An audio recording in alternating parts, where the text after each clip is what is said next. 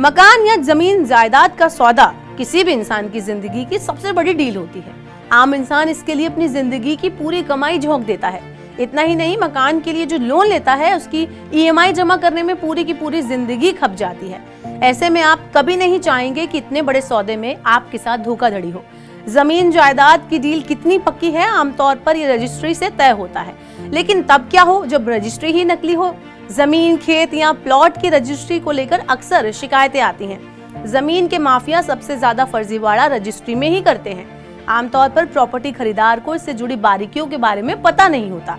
कई बार ग्राहकों को पैसे लेकर नकली रजिस्ट्री पेपर थमा दिए जाते हैं। कई बार एक ही जमीन की कई लोगों को रजिस्ट्री कर दी जाती है। ऐसे में आप जमीन या प्रॉपर्टी खरीदने जा रहे हैं तो इस बात की पूरी तस्दीक कर लें, जांच कर लें। धोखाधड़ी से बचने के लिए आपको असली व नकली रजिस्ट्री में अंतर करना आना चाहिए। तो इस वीडियो में जान लेते हैं कि आप कैसे रजिस्ट्री की पड़ताल कर सकते हैं। सबसे पहले रजिस्ट्री को समझ लेते हैं। भारत में रजिस्ट्री एक कानूनी प्रक्रिया है जिसके सहारे ही जमीन की खरीद और बिक्री होती है। रजिस्ट्री प्रॉपर्टी के मालिकाना हक के बारे में जानकारी देती है, यानी जमीन या मकान आपका है, इस बात की पुष्टि रजिस्ट्री से होती है। अब जान लेते हैं कि कितनी तरह से जमीन की रजिस्ट्री से जुड़ी धोखाधड़ी की जाती है। रजिस्ट्री का सबसे आम फर्जीवाड़ा डुप्लीकेसी को लेकर है। कई बार एक ही जमीन की डबल रजिस्ट्री, वहीं कई बार फर्जीवाड़े से सरकारी जमीन की ही रजिस्ट्री कर दी जाती है। इसके अलावा अदालती कार्रवाई में उलझी प्रॉपर्टी या फिर लोन के लिए बैंक के पास बंधक पड़ी जमीन की रजिस्ट्री भी होना आम बात है।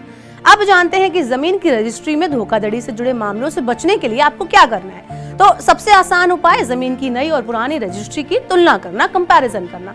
जो व्यक्ति आपको जमीन बेच रहा है उसने अगर किसी और शख्स से लैंड खरीदी है तो उस रजिस्ट्री को भी आप देख लें। इससे पहले ये जमीन किसके नाम थी और कितने रुपए में खरीदी गई, ये सभी चीजें रजिस्ट्री चेन में आप देख सकते हैं और इससे पता लगा सकते हैं कि उस व्यक्ति को रजिस्ट्री कराने का कानूनी अधिकार है भी कि नहीं।